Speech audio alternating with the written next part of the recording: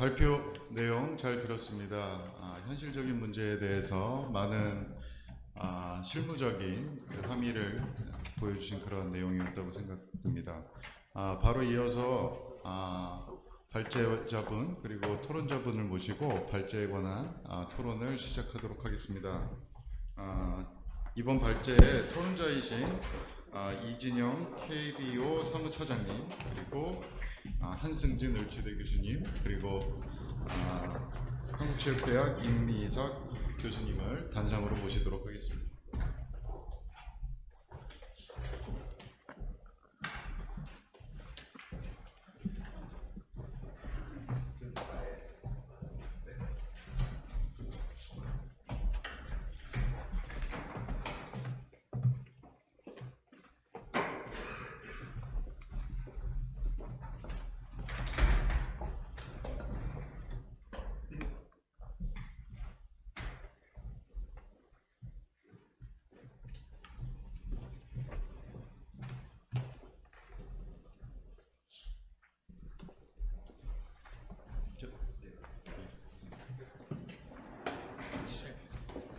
이미삭 교수님께서 가운데 앉으시고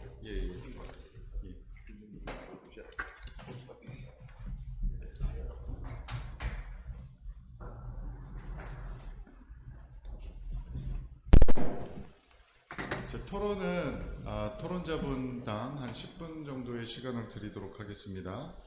토론의 형식은 좀 자유롭게 진행을 하도록 하고요.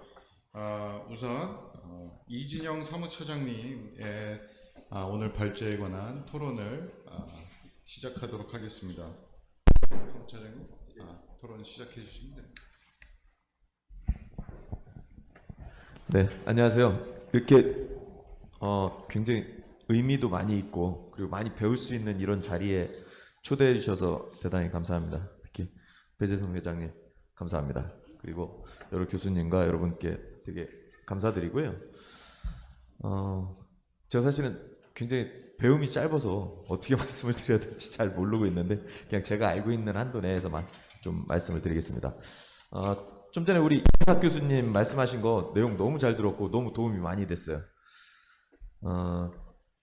어떻게 보면 이제 경기를 직접적으로 제작하고 그러고 방송국에 판매를 하게 되는 그 주최 단체로서 그 단체 리그에 소속된 사람으로서 오늘 우리 교수님 말씀이 굉장히 도움이 많이 됐고요. 앞으로는 또 어떤 길을 가겠구나 하는 생각이 많이 들었습니다. 공교롭게도 오늘 이 자리에는 저희가 2015년 당시에 그 KBO는 물론 여러 단체가 많이 있지만 KBO는 방송국과 중계권 협상에 대해서 임하게 되는데요. 저희가 중계권 협상을 임하는 주 대상 뭐 100%죠. 공중파와 케이블을 합쳐서 공중파 3사와 계약을 하는데 저희가 2015년 당시에 중계를 직접적으로 계약을 했던 KBS, MBC, SBS 방송 3사 그 당시에 스포츠 국장님들 중에 바로 KBS 배재성 국장님이 그 당시에 저와 협상 파트너였어요. 그리고 또한 2019년에 협상을 다시 4년이 지나서 협상을 하게 됐는데 그 당시에 KBS의 저희의 협상 파트너가 이기문 국장님이었는데 또 이기문 국장님이 여기 와 계시더라고요. 제가 얼마나 놀랐는지 몰라요.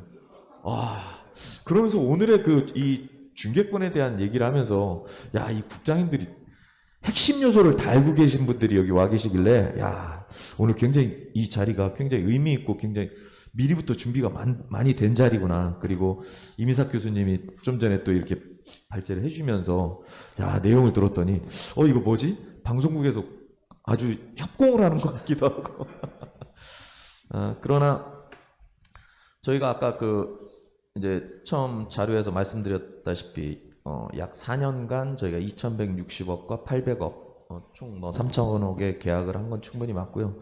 그리고 이럼으로써 저희가 방송국한테 아니면 뉴미디어로부터 이 방송 중계권을 많이 받은 게 자랑이냐? 저희는 결코 자랑이라고 생각하지는 않습니다. 저희에게 가장 중요한 거는 계약을 할 당시도 마찬가지고 앞으로도 마찬가지라고 생각을 합니다. 저희가 왜 굳이 공중파 케이블에 대한 방송권을 가지고 입찰이라는 방식 꼭 놔두고서 어떻게 보면 수의 계약이라고 할 수도 있는데요. 왜 공중파 3사와 함께 이렇게 꾸준히 갈 수밖에 없었을까?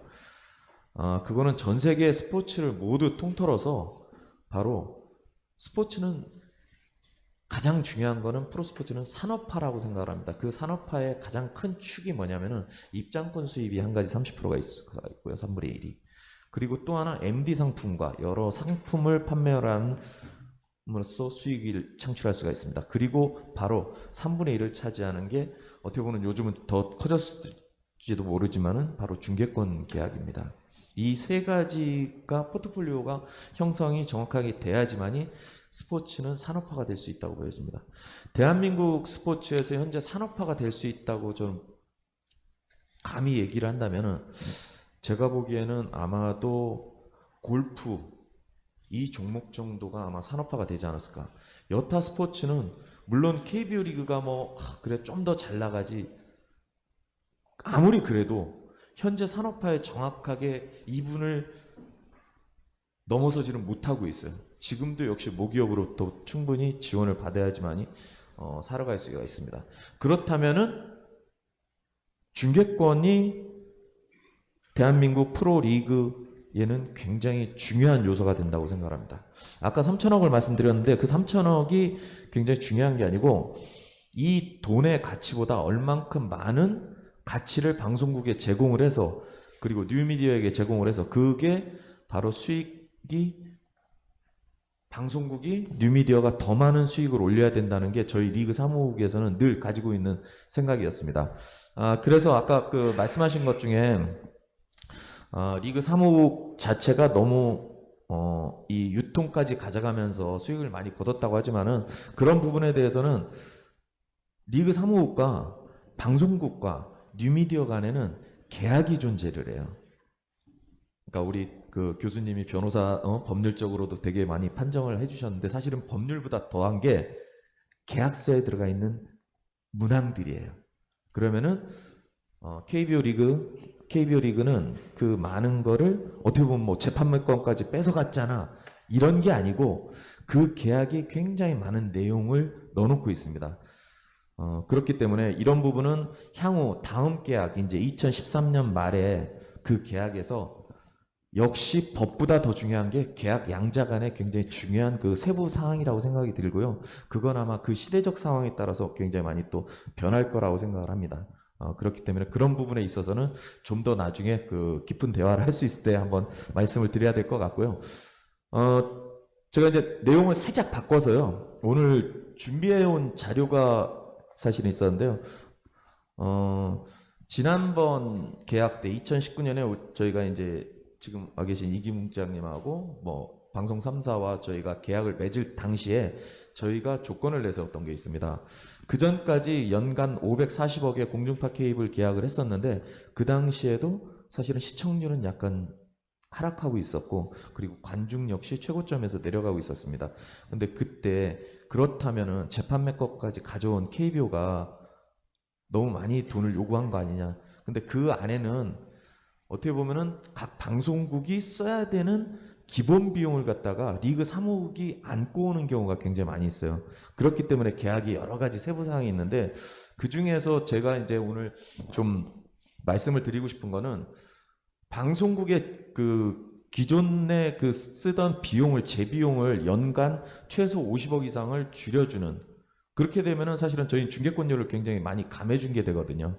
사실은 이런 부분 때문에 방송국도 저희와 계약을 할 수 있었던 거고 그래서 혹시 지금 자료가 보여줄 수 있나요? 사무차요?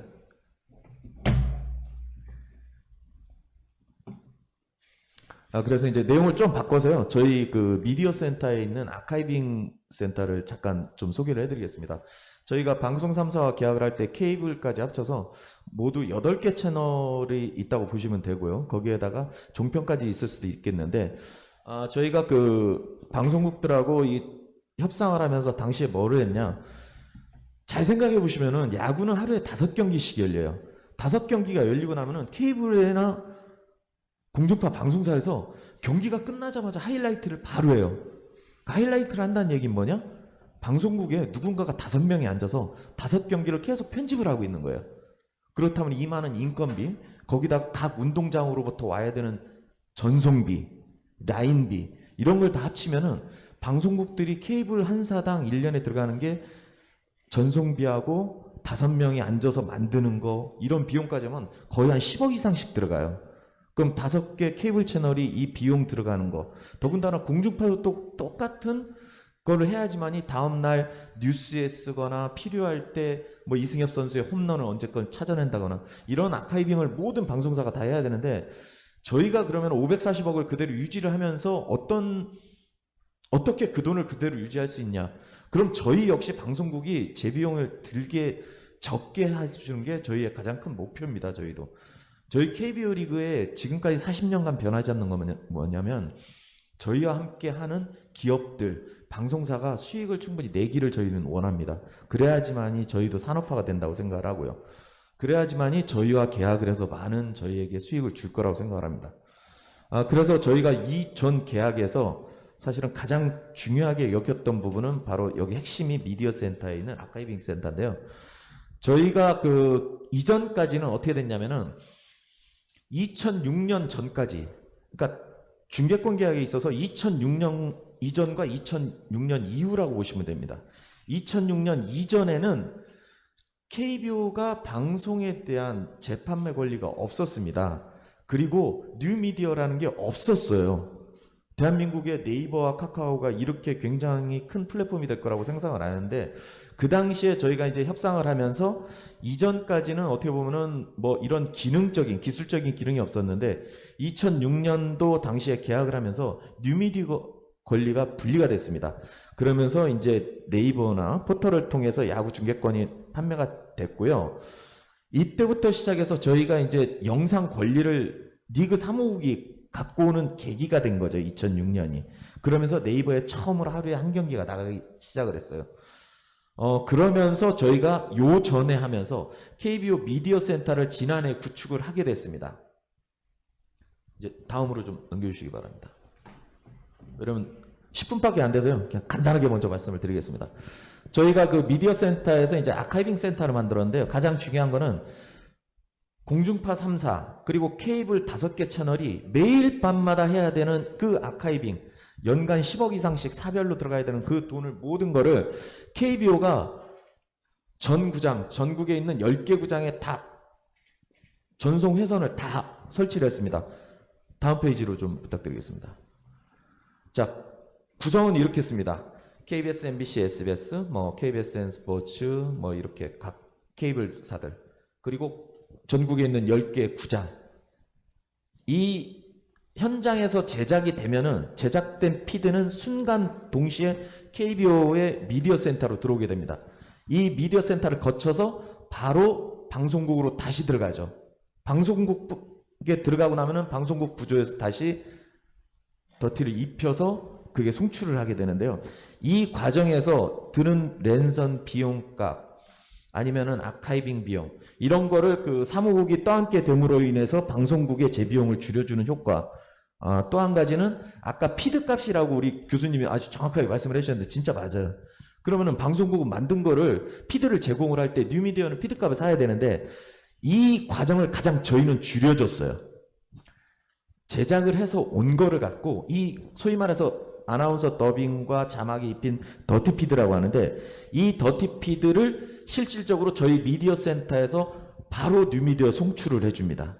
그러면은 발생할 수 있는 비용들은 다 최소화시켰고 이렇게 그 아카이빙을 구축을 함으로 인해서 각 방송사는 8개 채널의 방송사 그리고 여타 뭐 종편이고 굉장히 여러 거기에 더불어서 뉴미디어 5개사 모두 아카이빙을 하지 않아도 저희 KBO에 있는 미디어 센터의 아카이빙 센터에 IP만 바로 로그인만 하면은 모든 영상을 자유롭게 쓸 수 있는 그런 시스템을 구축함으로 인해서 뉴미디어, 방송사, 케이블 모두에게 재비용을 줄여주고 그리고 그 유통을 가장 단순화할 수 있도록 저희가 하는 그 역할을 했다고 보여집니다. 다음 페이지로 좀. 네, 이렇게 함으로 인해서 이제 어떤 효과를 향후에는 기대를 하냐면요. 지금까지 어떻게 보면 이제 방송국이 제작을 했는데 야 힘들게 제작했는데 왜 니네가 갖다 팔어? 이거는 어떻게 보면 법률적인 문제가 될 수 있지만 사실은 저희는 어떤 생각을 하고 있냐면은 아까 초반에 말씀드렸던 그 계약사 안에는 굉장히 여러 가지가 녹아져 있어요. 그렇기 때문에 이거를 대한민국의 방송국이 바보입니까? KBO한테 뭐 계약서를 막 쓰겠어요? 그렇지 않거든요. 이 내용 안에 굉장히 이런 것들이 같이 녹여 들어가 있고, 그리고 지금 저희가 바라보는 거는 지금이 굉장히 그 중간 과정이라고 생각합니다. 이제 앞으로 향후 2년이 지나고 하게 되면은 이 스포츠 방송권 시장 역시 굉장히 많은 변화가 있을 거라고 생각을 합니다. 방송국이 굳이 본인들만 많은 돈을 들여서 내가 제작한 거를 갖다가 왜 KBO가 뉴미디어에다가 이걸 팔어? 이런 내용 자체가 아마 시대적 상황이 굉장히 많이 변하는 지금 과정이라고 보여지고요.